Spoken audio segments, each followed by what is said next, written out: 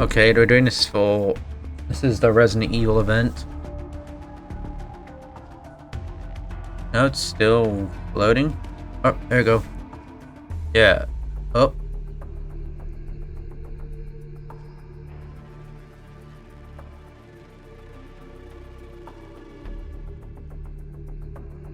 And yeah, again, I'm not gonna really do any voices because, yeah, I'm just gonna read it as it is.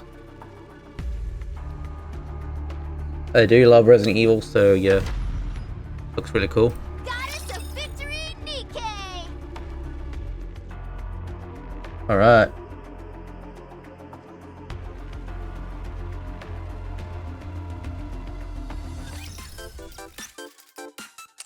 Alright, let's do this. Reborn Evil.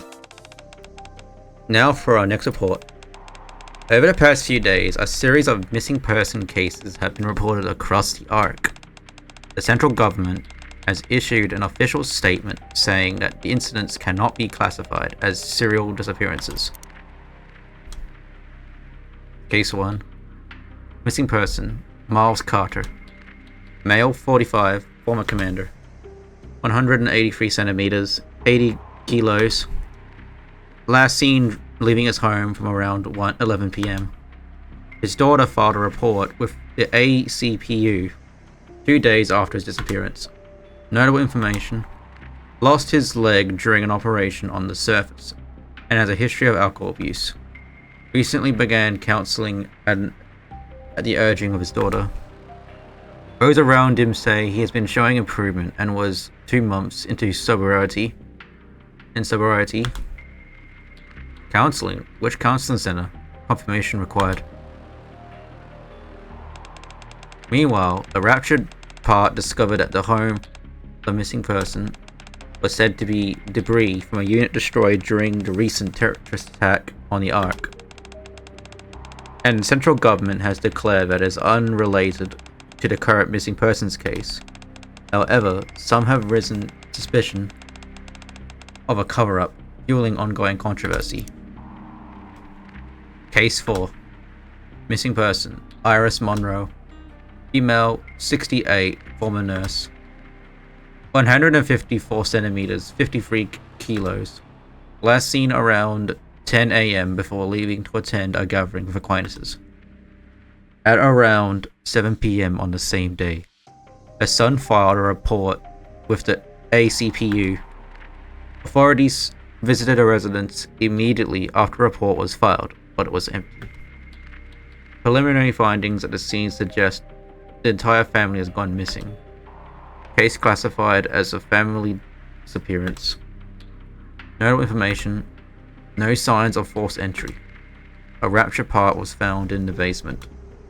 A gathering with the acquaintances, unable to verify details. The rapture part was placed on some kind of altar.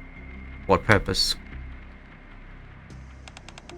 Conspiracy theory suggesting that the groundwork is being laid for a second Ark terror attack, fueling widespread anxiety among the general populace.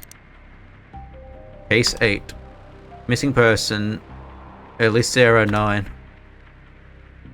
Female, 42, psychological counselor. 167 centimeters, 55 kilos. Exact time of disappearance unknown. Reported missing to the ACPU by her last client. Notable information: operated a counseling center. Confirmed to be the same center where Miles Carter underwent counseling. Has a daughter named Diapara. No contact with the daughter as of yet. Also missing? Why did the daughter fail to report her mother's disappearance? This is no good. Polly puts the pen down. Polly's eyes shifted from the case file to the computer monitor beside her, at the partition leading to the outer room. A young girl glances around, then slips inside. The face of the girl captured on CCTV was Diapara. It was unmistakably Diapara as identified in the file case number 8. This is your only lead we've got. Can't afford to lose this trail now. Right. Can't afford to lose this trail at all.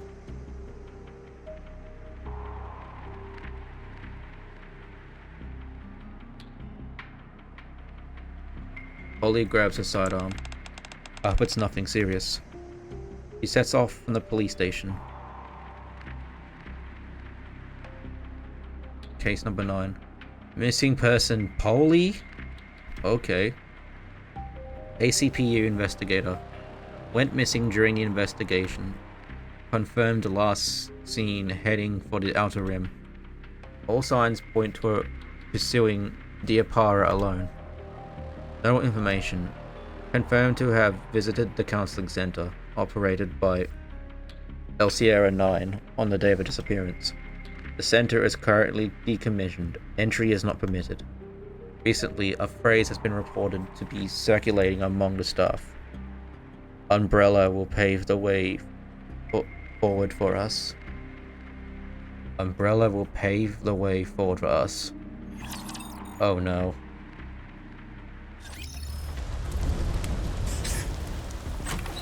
Reborn Evil.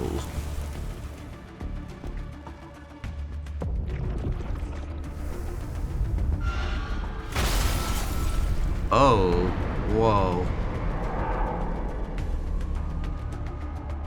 The Spencer Mansion. That is cool.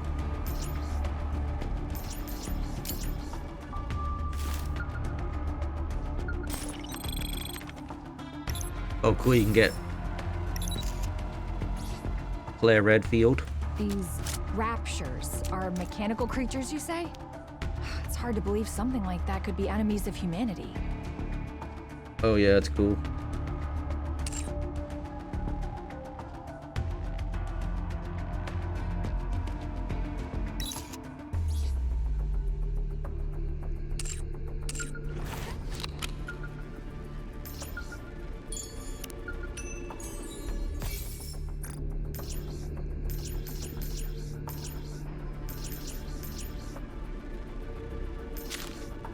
Oh, it changes camera angles. Okay. So like the first Resident Evil. Do not open the windows after sunset. If any gaps are found in the windows, report immediately.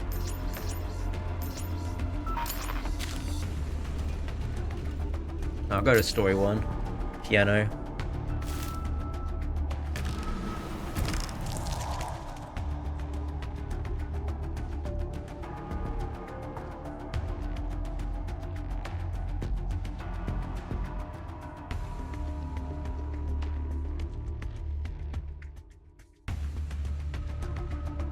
Okay.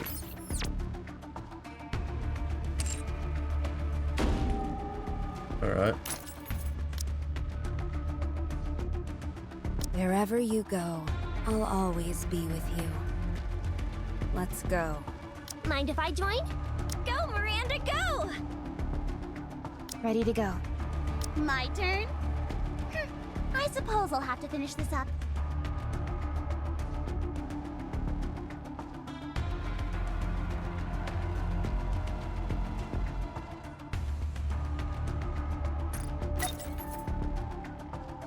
Alright, let's do this.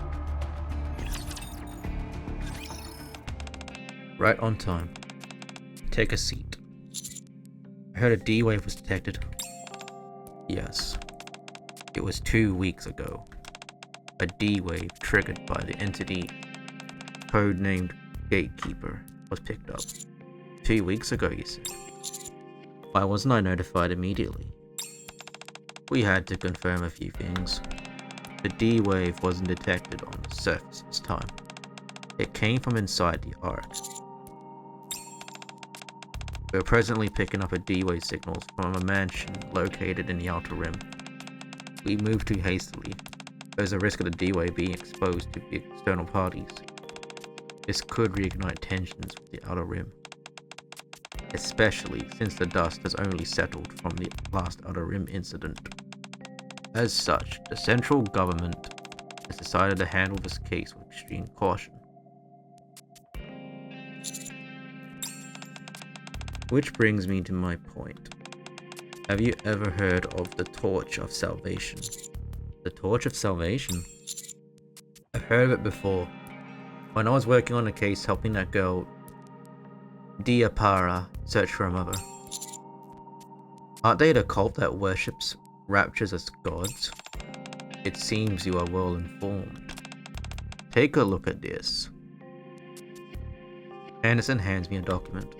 The document reads, "Human life falls into oblivion, throwing the world into turmoil. New life has been created. A cruel distortion of all things sacred. Merciless judges descend from the sky. Do not resist with thy feeble human strength. The end is nigh, God. Guide these foolish mortals to their reckoning." Is that a prayer? Where did... We recovered this near the mansion where the D-Wave was detected. It's supposedly a prayer recited at the Torch of Salvation's gatherings. And also, that mansion has been identified as a gathering site for the Torch of Salvation. We shouldn't go charging in firsthand, unless we want a complete fiasco on our hands. The most reliable method is to infiltrate their ranks by posing as a believer. That's why we've spent the past 2 weeks gathering all available intel on the Torch of Salvation. Intel that will be used to help you infiltrate undercover. What? Your task is simple. Memorize the materials we've compiled. Disguise yourself as a believer of the Torch of Salvation. Then, enter the mansion and investigate the situation regarding the D-Wave. While you're there, resolve any related incidents you encounter. You want me to go undercover? I've heard a lot about your infiltration skills. Word is, you've used that skill to close the book on several major cases. We are counting on you to put those skills to good use once more. Just so you know, the Countess won't be accompanying you on this mission. Moving around the outer ring of such a prominent individuals pose too great a risk. Instead, we have arranged a separate support group. Return to the commander's room. You'll meet them there. They'll brief you on the remaining mission details. Deputy Chief, are you sane? That'll be all. I have a very important meeting to attend. Well then, I look forward to hearing good news from you.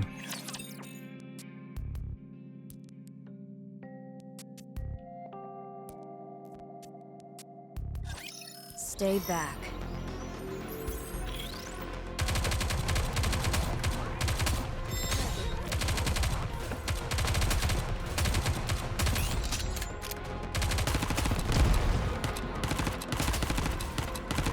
Performing reload. I'm going to reload!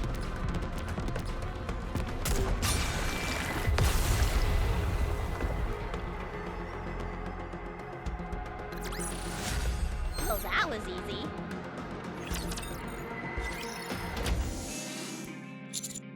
He said to meet me back at the commander's room, but it's awfully quiet in here.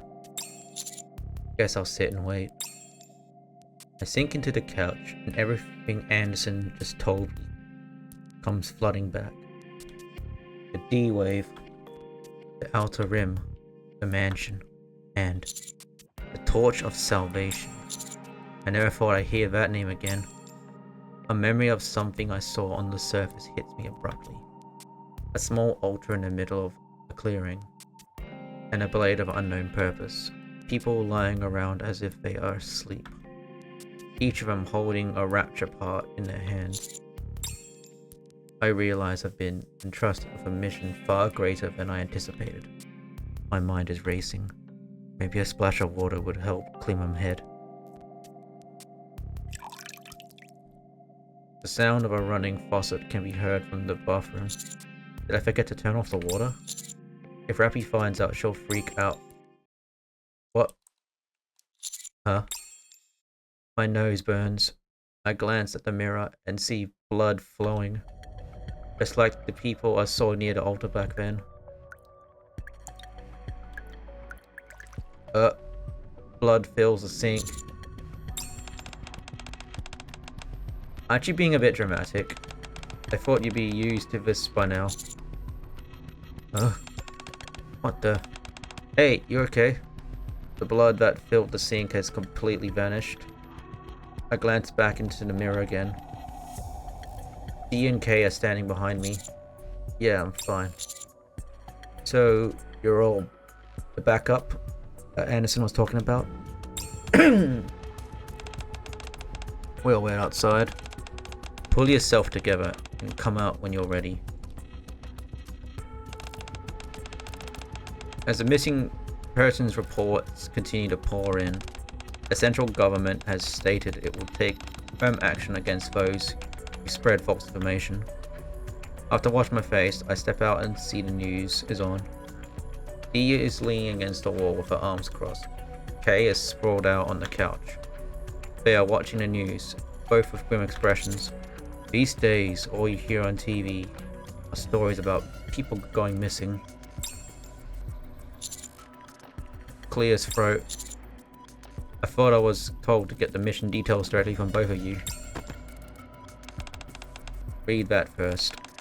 We'll talk after. D tosses a stack of documents on the table and glances back at the news report. Looks like I won't get a word out of her until I'm finished with the entire pile. At the very top of the stack of documents, it reads, Case 1, Missing Person Miles Carter. Guess I'll take a look. You're a fast reader. Now tell me, what exactly is happening in the Ark? As the question hangs in the air, my eyes remain fixated on the last page of the document. Case 9, Missing Person, Polly. The central government's trying to keep it hush-hush, but as you've just seen, there's been a string of disappearances inside the Ark. The missing persons are all from different ages, genders, and backgrounds. One of them is even a Nikke. At first glance, there doesn't seem to be any obvious link between them. K slides a document towards me. Case 8.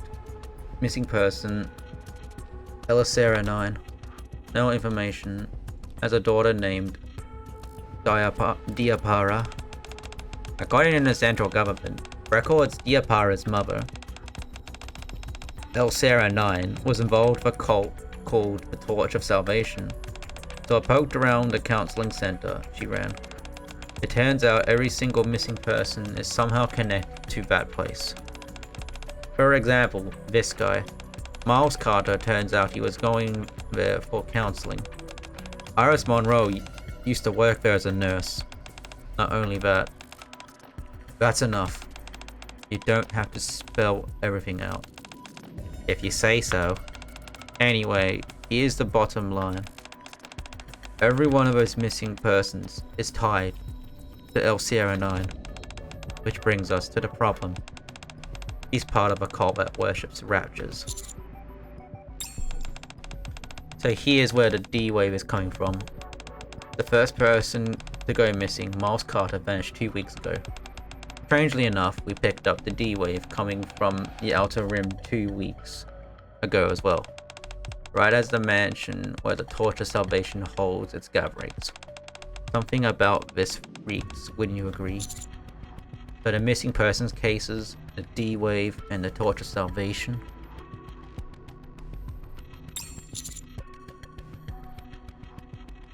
There's a chance they are all connected. That's right. This mission's a lot more complex than the last. We've got to figure out why the D-wave is being detected from the mansion. Get to the bottom of how it ties into the disappearances. Verify the identities of all the missing. And on top of everything else, rescue them if possible. Naturally, if we uncover anything else, then felonious from the Torch of Salvation while we're at it, we'll have to decide whether or not to eliminate them. Simple enough. So the Torch of Salvation's our target this time around, huh? That's what we were told. As usual, you and D will handle the infiltration. Just pose as a married couple. who have been brainwashed by the cult and attend one of their gatherings. And what you'll be doing. I'll go solo again this time. I got a bad feeling about something, but I want to look into this first. Alright. Now that you've been briefed on the mission, start by memorizing what's written there. Dee tosses another stack of documents onto the table, then turns back to news broadcast. Once again, she seems she won't be saying another word until I've read through everything. As from skimming through, it looks like this is the backstory for the couple we're supposed to play. Want me to memorize all this? I'm off to handle some stuff. Let's give this our all. In the name of justice.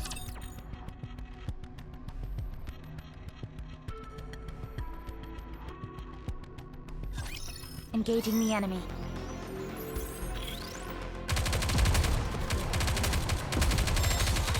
Enemy aircraft has been shot down. Reloading!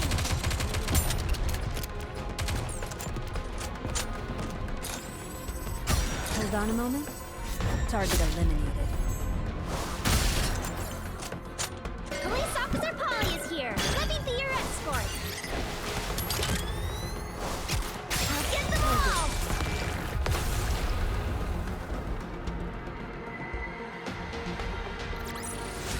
I'm glad you're safe. Mission complete. They're husband and wife. Both of them come from the quotidian class and have been living a fairly uneventful life in New York. Annette works as a nurse. On the other hand, her husband. Speaking of which, what alias should I use this time? William, I believe you should be able to come up with something on your own. Sorry, go on. Her husband, William, is a researcher at the pharmaceutical company. Oh, okay. Despite the couple's busy schedule, they never forget to shower with each other. They never forget to shower each other with attention. Everyone around them speaks highly of how happy their marriage seems. You're home. You must have had a long day. Yeah, you too. You must have had a long day yourself, darling. Not at all. Oh, what's that, honey? These? The flowers are absolutely beautiful. Ah, right. The flowers. I thought of you on the way home, so I picked them up. Thank you. She loves nothing more than flowers from her husband. That part of the script never seems to change, no matter what role I play. Honey, it's nothing.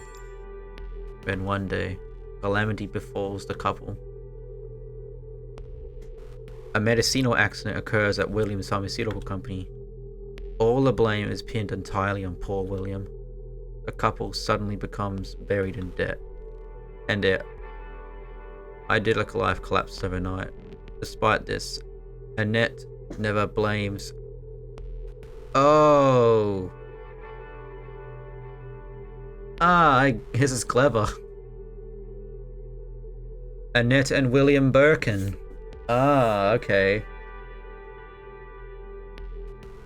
Despite this, Annette never blames William. Instead, it's alright. What happened wasn't your fault, honey. It's the well that's gone crazy. Don't worry. The judges will be sent from above to guide everyone towards the end. They begin to blame the well for turning its back on them. Soon the couple becomes devoted to the torch of salvation.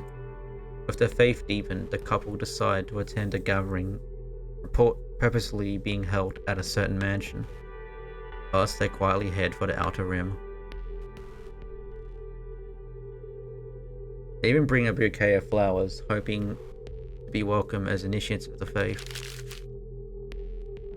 The residential area near the mansion is eerily quiet.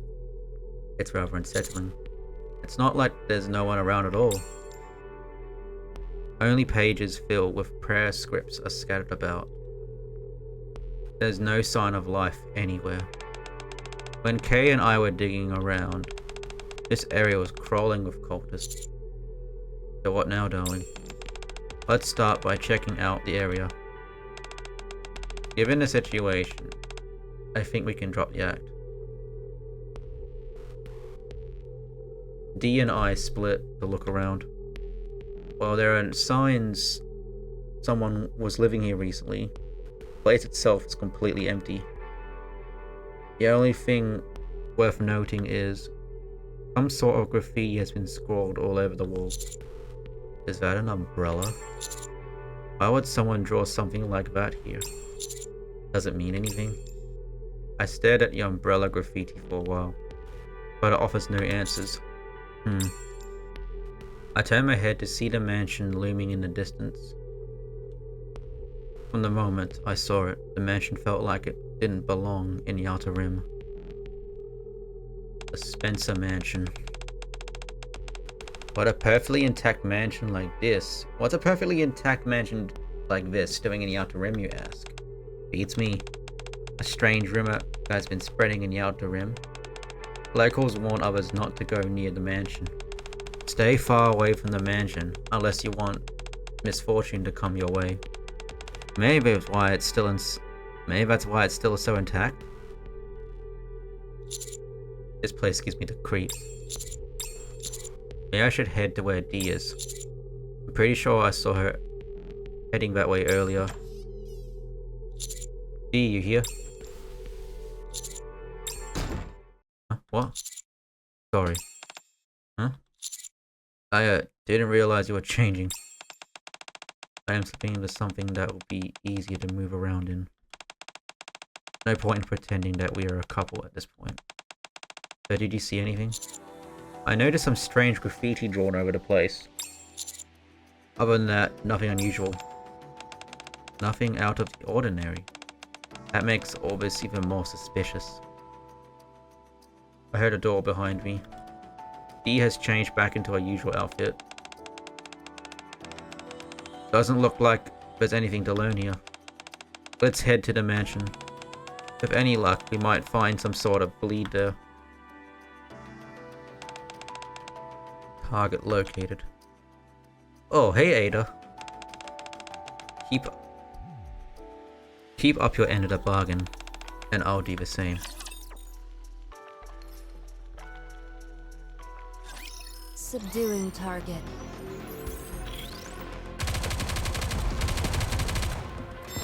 Target eliminated. Let me catch my breath.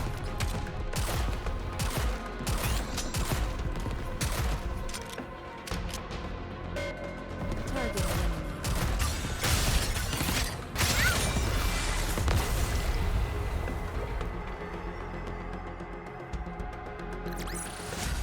This battle's finished. Moving on. The mansion here is heavily guarded. There's no way to sneak in. The only way we can get inside without causing a scene is by reciting this prayer to prove we are believers. Memorize all of this from the top to bottom, and don't even think about complaining. Spent the whole night memorizing everything, just as Dee has told me. Unfortunately, I never got used to what I memorized. Contrary to what Dee told me previously, getting into the mansion ended up being extremely easy. Especially since there wasn't even any security. Much like the residential district, the mansion is deserted. Aside from the ominous creaking of the floorboards underneath my feet, absolutely nothing else could be heard. Looks like this place is empty too. Kay and I scoped out the mansion's surroundings only 2 days ago. What the heck happened between then and now? Did they catch wind of us snooping around? Hey Dee. But also, Dee. It seems whatever I'm saying now is not getting through to Dee. I leave Dee to her thoughts and start surveying the lobby. In the center of the lobby, I stepped carefully past a shattered chandelier and spot a half-destroyed statue of a goddess. Not quite your ordinary house, that's for sure. The moment I approached the creepy statue, I noticed a long trail of red stains stretching down the hallway. D, you might want to see this. The trail of blood leads straight into the dining room. What a mess. You can say that again. The dining room is completely disarray. A complete disarray with rotten food scattered everywhere. Yet the foul stench lingering in the air was not coming from the spoiled food. It was coming from somewhere else instead. I'll go check it out on my own. No, let's go together. The blood trail winds past the dining room table, stopping at a shelf in the corner, and at the end of the trail, there's a corpse. A body has been horribly mangled. The blood hasn't even dried yet. It's clear this just happened. What in the world is going on here? Suddenly, I feel something cold press into my back. Lower your weapon. It's best you don't do anything foolish. That is, if you want to keep him alive. Identify yourself. FBI. But I suppose you wouldn't want to know what that is. I suppose you wouldn't know what that is. Sorry, but who I am is classified. Here's a friendly tip though. Stop asking questions and get out of here while you still can.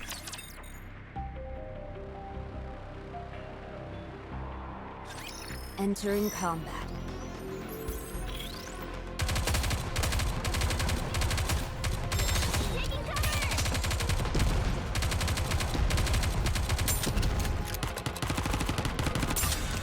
Police Officer Polly is here! Release your escort! Performing reload sequence. Reloading! There, I'm buddy.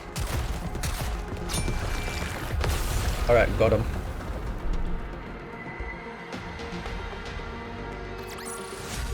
This battle's finished. Moving on.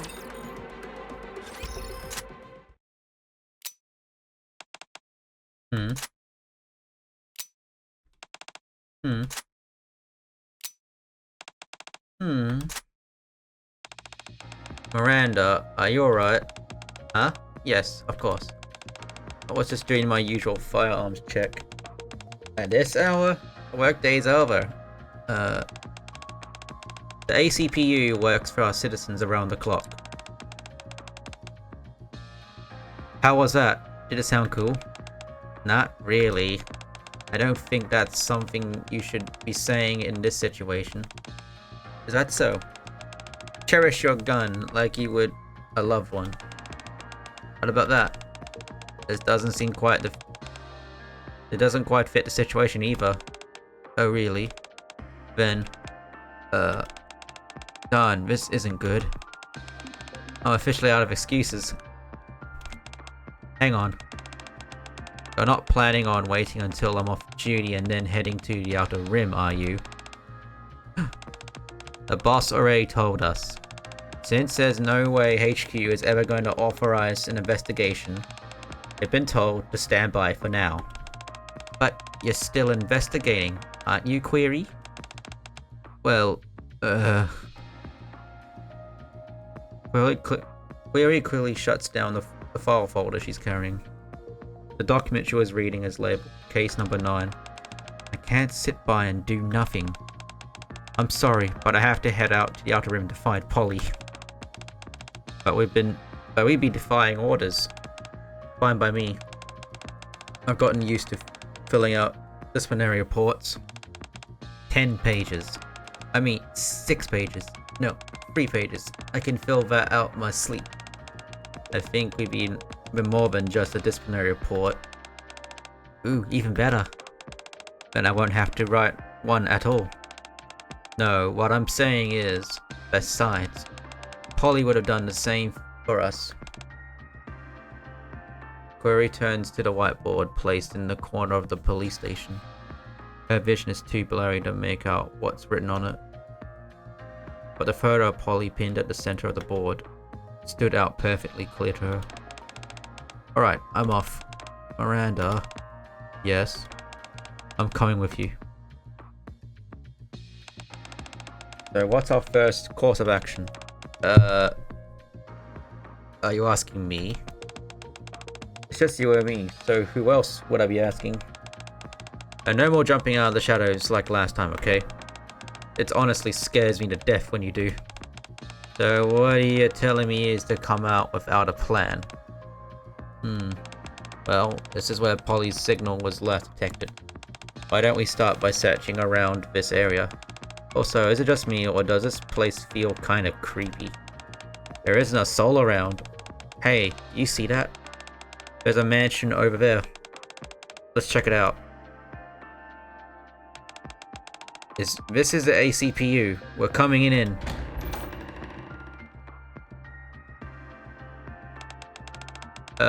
We really shouldn't be barging in like this, Miranda. As the front door opened, a courtyard came to view. What's that? In Query's hazy field of vision, 3 furry shapes appeared. Polly? Huh? That's not Polly! Run! Oh shit, Cerebuses? 3 dogs lunged towards him. Their eyes glow a sinister red as if affected by something. Where did these come from? Where did they come from? Just as the largest one opens its jaws. Oh yeah. 2 women appeared from behind. One of them fires a launcher into the air and causes the dogs to flee into the distance. You okay? Thanks a bunch. But who are you? I should be asking you the same thing. What the hell is this place? And who are you people?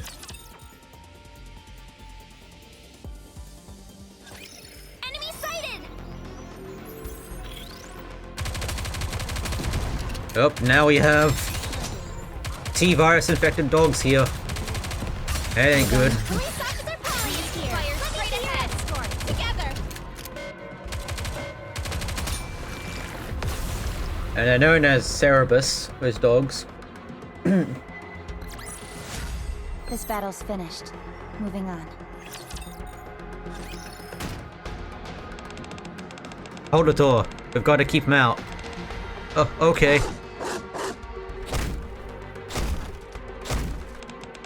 Damn. Another mansion? Am I caught in a nightmare? Ow! Don't worry. I just pinched my cheek, and it definitely hurt. That means this is no nightmare. If you're still not convinced, I can pinch your cheek too if you like. That's so thoughtful. I'm tearing up. You're most welcome. Can we save the banter for later? Ugh.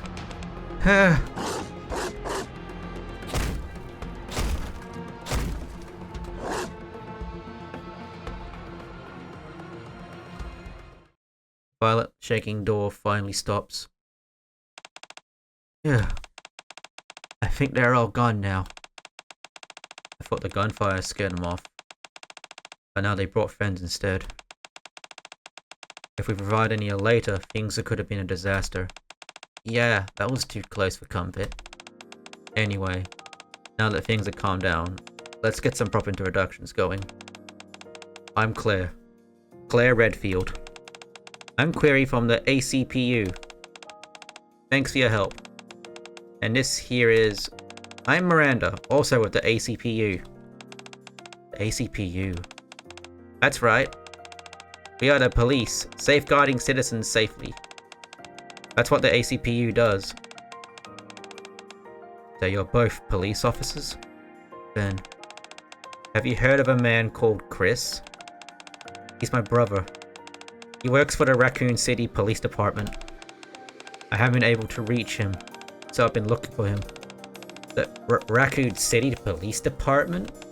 I'm not too sure. Have you heard of that, Query? No, this is my first time hearing about this department. Same goes for this man, Chris.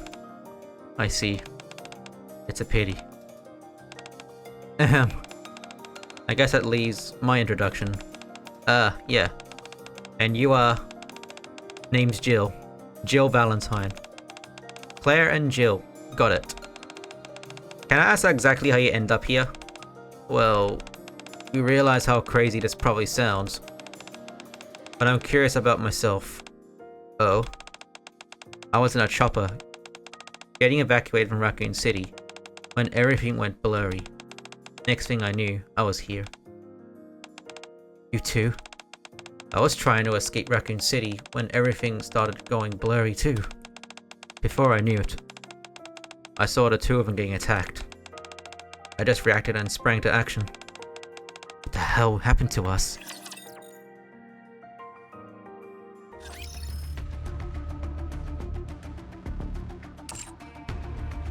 I guess I'll probably get more herbs.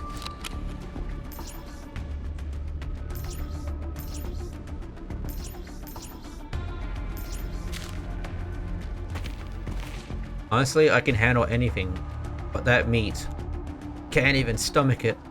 Every mealtime is torture. I'd rather eat the grass from the flower pots. I'm only telling you this, so if you ever get hungry, quietly pick some and eat it. Just don't get caught.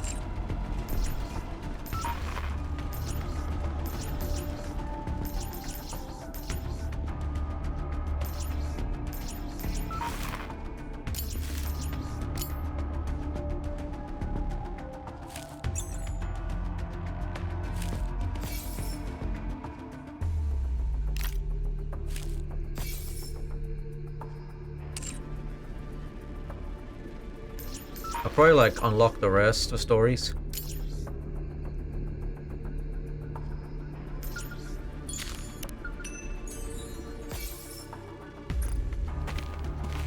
The curfew must be strictly observed. Prior to authorization is required for outings. If you hear a child's voice calling for help after 23:00, ignore it.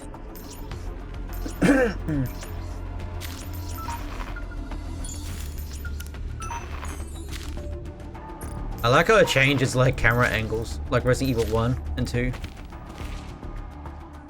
Morning prayer, 6 to 7. Noon prayer, 11 to 12. Afternoon prayer, 14 to 15. Evening prayer, 17 to 18. Repentance prayer, 20 to 21. Night prayer, 23 to 0. Let us all strive for true salvation. Late arrival, absence from prayers is strictly prohibited. Alright, I'll continue this next time.